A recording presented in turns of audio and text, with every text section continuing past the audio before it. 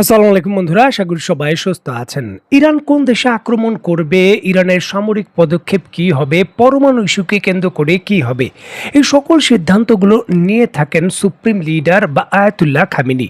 Iran ঐতিহাসিকভাবে এই supreme লিডারের এই ঘোষণাগুলো জুম্মার খুতবা থেকেই আসে।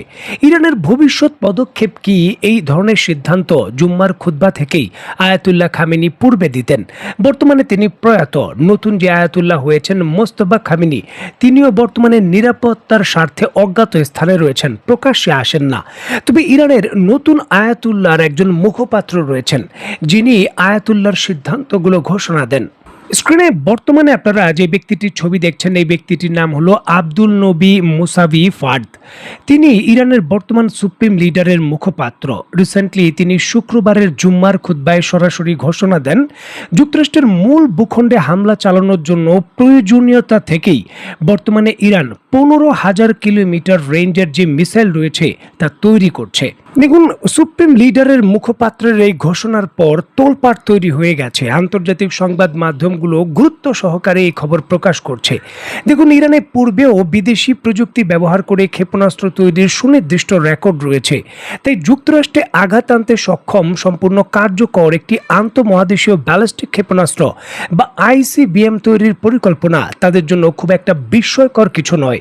অত্যন্ত গুরুত্বপূর্ণ এই বিষয়টিকে কেন্দ্র করে ইউক্রেন ভিত্তিক ডিফেন্স এক্সপ্রেসের একটি প্রতিবেদনে দাবি করা হয়, ইরানের কাছে বর্তমানে থাকা সবথেকে দূরপাল্লার ব্যালিস্টিক ক্ষেপণাস্ত্র হলো খোরাম সাহার, যার রেঞ্জ হলো 4,000 কিলোমিটার। তবে দেশটির শীর্ষ নেতৃত্ব এখন এক লাফে 15,000 কিলোমিটার পাল্লার ক্ষেপণাস্ত্র তৈরির ঘোষণা দিয়েছে, বা তার কার্যক্রম দ্রুত এগিয়ে নিয়ে গেছে, নয়তো চূড়ান্ত পর্যায়ে রয়েছে।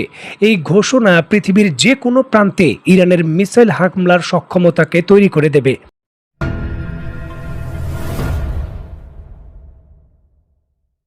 দেখুন, ইরান থেকে যুক্তরাষ্ট্রের মূল ভূখণ্ডের দূরত্ব 10 থেকে 12,000 কিলোমিটার। এই রেঞ্জের মিসাইল দিয়ে আক্রমণ করা সম্ভব। 15,000 কিলোমিটার সেটি পুরোপুরিভাবে পৃথিবীর যেই প্রান্তে ইরানকে আক্রমণ করার ক্যাপাবিলিটি দেবে। তবে 15,000 কিলোমিটার রেঞ্জের আন্তঃমহাদেশীয় ব্যালিস্টিক মিসাইল তৈরি করা সহজ বিষয় নয়। ইঞ্জিন এবং বিভিন্ন ধরনের জটিল ইঞ্জিনিয়ারিং যে সকল চ্যালেঞ্জ রয়েছে মোকাবেলা করতে হবে।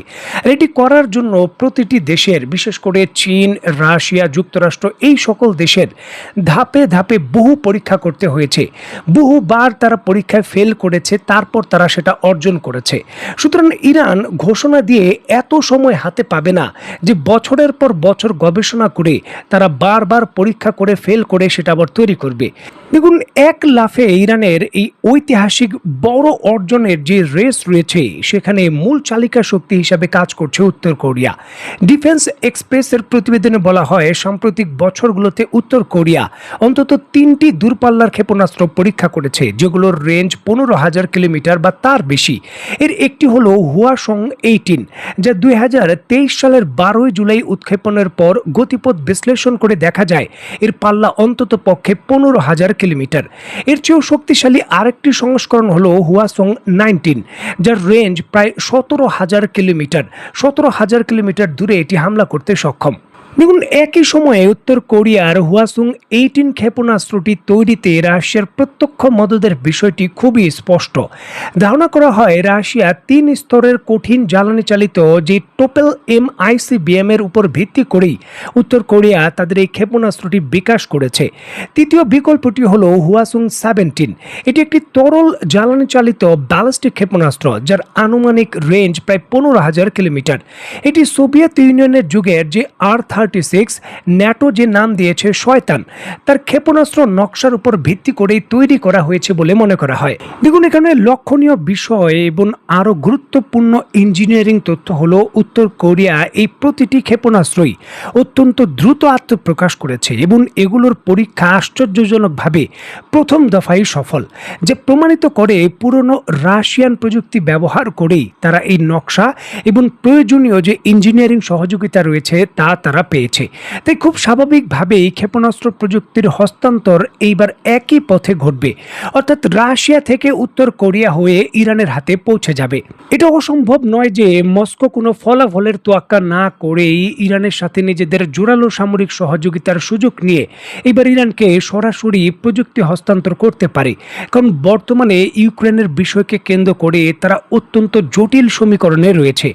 যেইভাবে যুক্তরাষ্ট্র এবং পশ্চিমা বিশ্ব সহযোগিতা করেছে, নতুন করে তুরস্কের মতো দেশ যেইভাবে ইউক্রেনকে ব্যালিস্টিক মিসাইল হস্তান্তর করেছে, এই সকল কিছু অত্যন্ত স্পর্শকাতরভাবে নিজেদের সামরিক কৌশলের সঙ্গে বিবেচ্য রেখে এখন কাউন্টার ব্যালেন্সে যেতে চাচ্ছে রাশিয়া। এখানে বলে রাখা ভালো, পূর্বে যুক্তরাষ্ট্রের যে গোয়েন্দা সংস্থা রয়েছে CIA, তারা তাদের রিপোর্টে বলেছিল যে ইরানের বর্তমান যে মিসাইল অগ্রগতি রয়েছে, তারা একটি কার্যকর ICBM তৈরি করতে অন্তত 2035 সাল পর্যন্ত সময় তাদের প্রয়োজন।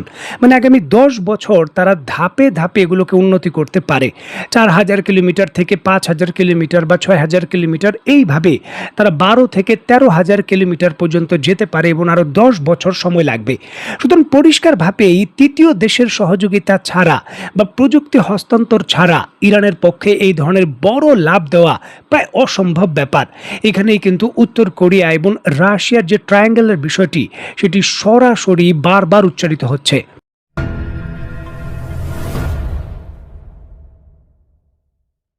দেখুন, ইরান 15,000 কিলোমিটার রেঞ্জের মিসাইল তৈরি করছে এমন ঘোষণা দিচ্ছে, আর এর পর বিষয়গুলো খুব স্বাভাবিকভাবে নিরাপত্তার ঝুঁকির জন্য গুরুত্বপূর্ণ হিসাবে বিবেচনা করছে যুক্তরাষ্ট্র। আর এর পরপরই যুক্তরাষ্ট্র মধ্যপ্রাচ্যে হঠাৎ করে বিপুল পরিমাণে তার সামরিক উপস্থিতি বা সেনা সদস্য বাড়িয়ে দিয়েছে। অত্যন্ত গুরুত্বপূর্ণ এই বিষয়টিকে কেন্দ্র করে যুক্তরাজ্য ভিত্তিক গবেষণা সংস্থা রয়্যাল ইউনাইটেড সার্ভিস ইনস্টিটিউট বা RUSI তাদের সামরিক বিশেষজ্ঞ মাইকেল স্টেফেন তাদের বক্তব্যে জানান, বর্তমান পরিস্থিতিতে যুক্তরাষ্ট্র মধ্যপ্রাচ্যে বড় কিছু করতে যাচ্ছে এবং সেটি করার জন্য তারা তাদের সামরিক উপস্থিতি জোরদার করা এবং আরও শক্তি বৃদ্ধি করছে। তবে এমত অবস্থায় যদি ইরানের বিরুদ্ধে সরাসরি পদাতিক হামলায় যুক্তরাষ্ট্র যায়, তাহলে নিশ্চিত বড় কোনো বিজয়ের বিষয়গুলো এখনো অনেকটা জটিল। দেখুন, নিরাপত্তাজনিত বড় ধরনের ঝুঁকি না থাকলে ইরান হঠাৎ করে 15,000 কিলোমিটার রেঞ্জের যে ব্যালিস্টিক মিসাইল রয়েছে আন্তঃমহাদেশীয়, তা তৈরি করার ঘোষণা দিত না। ইরান কি তবে আশঙ্কা করছে যুক্তরাষ্ট্র ইরানের অভ্যন্তরে পদাতিক হামলা বড় ভিত্তিতে করতে চলেছে, যার জন্য যুক্তরাষ্ট্রের নিজের ভূখণ্ড আক্রান্ত হতে পারে ইরানের মিসাইলের মাধ্যমে? এমন পাল্টা পদক্ষেপের ঘোষণার জন্যই কি এই 15,000 কিলোমিটার রেঞ্জের মিসাইল তৈরির ঘোষণা? এই বিষয়গুলো সমীকরণে আসছে। এছাড়াও যুক্তরাষ্ট্রের যে কোনো ধরনের পদাতিক হামলায় মধ্যপ্রাচ্যের আরও কয়েকটি দেশ, এমনকি দক্ষিণ এশিয়ার দেশ এবং ইউরো এশিয়ার একটি দেশ যুক্ত হতে পারে, সেই সংখ্যাও রয়েছে। বর্তমানে সৌদি আরব, পাকিস্তান এবং তুরস্ক একটি সামরিক জোট তৈরি করেছে। যদি এই জোটের পক্ষ থেকে সৌদি আরব যুক্তরাষ্ট্রের সঙ্গে একত্রিত হয়ে ইরানের বিরুদ্ধে সামরিক পদক্ষেপে যায়, বিশেষ করে পদাতিক হামলায়, তখন পাল্টা পদক্ষেপ হিসাবে যদি সৌদি আরবে আক্রান্ত হয় বা আক্রমণ হয়, তখন পাকিস্তান এবং তুরস্কের সামরিক সদস্যরা ইরানের বিরুদ্ধে যুক্ত হবে কিনা, এই বিষয়গুলো নিয়েও চলছে জল্পনা কল্পনা। যদি এই বিষয়গুলো এমন হয়, তাহলে ইরান তার নিরাপত্তার ঝুঁকির কথা বিবেচনা করে আন্তঃমহাদেশীয় ব্যালিস্টিক ক্ষেপণাস্ত্র যুক্তরাষ্ট্রকে কঠিন বার্তা দেওয়ার জন্য সরাসরি তৈরি বা ব্যবহারের মতো ঝুঁকিও নিতে পারে, এমনটা বলছেন সামরিক বিশেষজ্ঞরা। সুতরাং আগামী কয়েকদিন অত্যন্ত গুরুত্বপূর্ণ। এই দিনের ভেতরই আগামী ভবিষ্যতের কি সিদ্ধান্ত হতে পারে মধ্যপ্রাচ্যের, তার বড় ঘোষণা এবং সিদ্ধান্ত আসতে পারে। দেখার বিষয় আসলে কি হয়। তো বন্ধুরা, আজকের মতো বিদায়। নতুন কোনো ভিডিও নিয়ে আবার দেখা হবে। সে পর্যন্ত সবাই ভালো থাকবেন, সুস্থ থাকবেন এবং বাংলাদেশকে ভালোবাসবেন। আল্লাহ হাফেজ।